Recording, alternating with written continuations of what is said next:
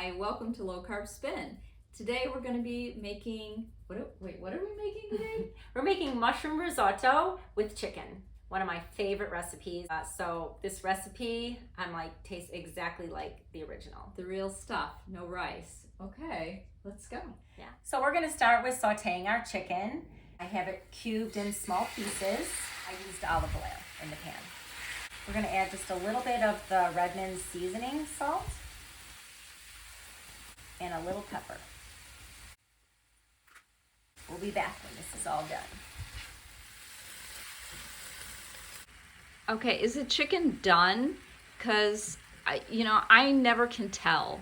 So what I would do is take one of the cubes and I would just cut into it and then see. If you still see pink, then maybe just a little bit more, but you don't want them too overdone because then you're gonna heat them up in the rice and they'll get warmer and they'll cook a little more. So these are just about perfect, I think. Okay, great. Let's set this chicken aside in a bowl and then we'll start on our risotto. So to our pan, we're gonna start with butter. The pan is gonna be on medium heat. Add our olive oil. And a little stir. So it has to sizzle for just a couple minutes. You hear that? Just keep an eye on it. Give it a little stir. I think she's ready. So we're gonna add our onions.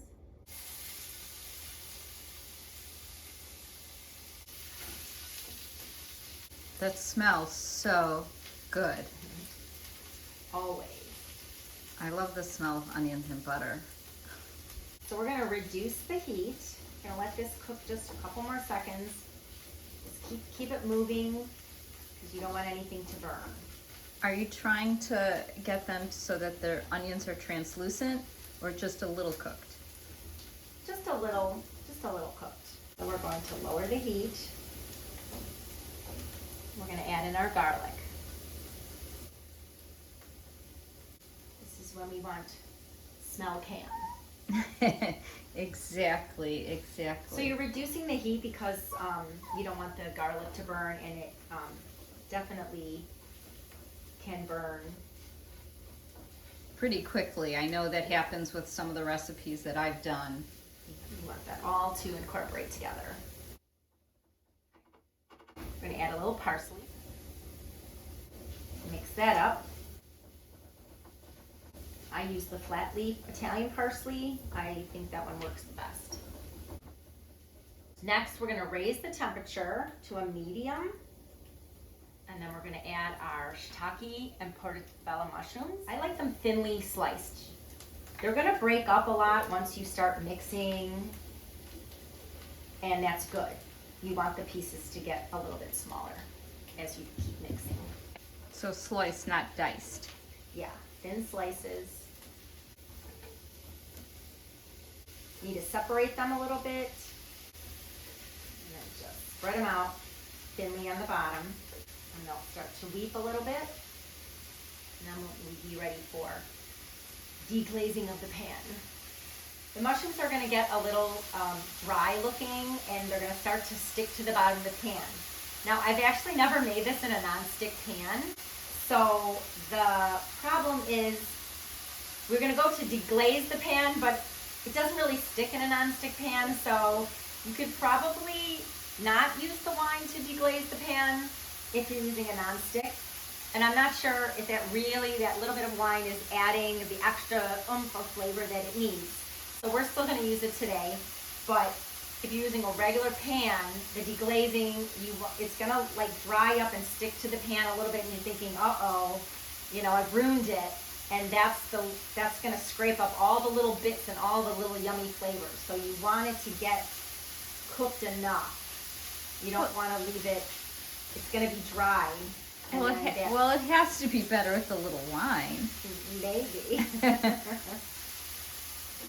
So they're starting to get softer. You can tell the mushrooms are starting to ooze a little bit. So it's probably going to take about 4 minutes to cook down the mushrooms. Yep. So I'm going to measure out my wine. Just wipe dry white wine. When you put the wine in, it's really gonna steam. So it's supposed to do that. Sizzle. Awesome. Sounds like you're cooking. So if you do have any little bits, this is when you're going to scrape the bottom of the pan. Mine is pretty clean, as you can see. Now we're going to add in our cauliflower. Faux rice. Now, did you cook that first, or is that straight from the freezer? I have the frozen kind, and this is how I did it last time. You can chop your own. So you just really took it from the bag and measured it into the bowl. Bag. Yep. Oh, well, that is super easy. Super easy. Most of the time when you're making risotto, you're going to be stirring for like hours, letting the chicken broth absorb into the rice. But we don't have rice, so it's not going to absorb. We are going to use some chicken broth, and you see how they've all broken down. There's not very many that are it doesn't look sliced anymore. No.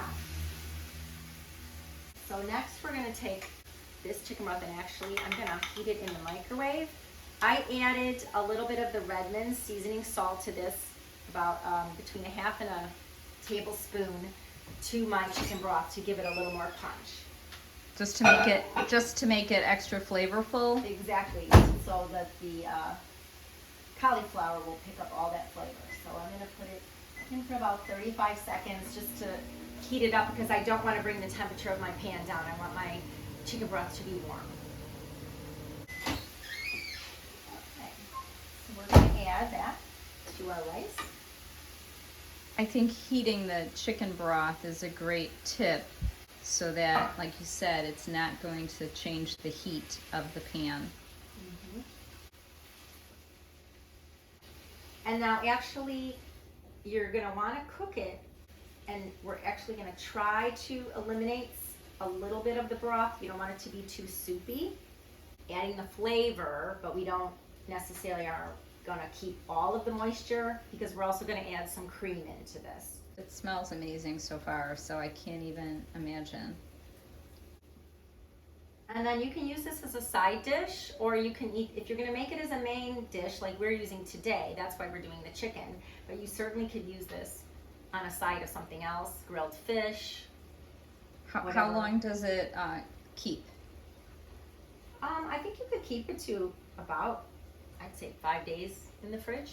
But if you're saying that it will keep in the refrigerator about 5 days, that's amazing lunch. Yep, I do not mind those leftovers. So this is probably going to take about 5 minutes, 4 or 5 minutes. You don't have to stir it for 5 minutes. No. You just, okay. Well, real risotto, you have to stir the whole time, so you really got to work up those arm muscles.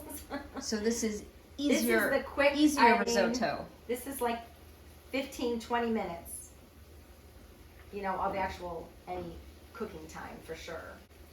All right, our liquid is almost reduced there. It's just a little pooling. And we're now going to add our cream.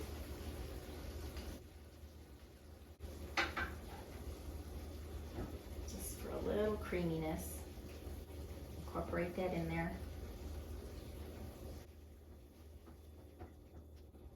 Now let that simmer for about 3 minutes. So now we're going to add our Parmesan cheese and give that a little stir. And then we're going to add our chicken to warm it back up. Oops, one got away. Always happens. I'm actually going to cover it for just a few minutes just to heat that up. All right, it's all ready to plate. There you have it, mushroom risotto with chicken. Well, the work is done. This looks amazing. You did a great job. Cheers to the cook. Thank you for making a delicious risotto. Let's dig in.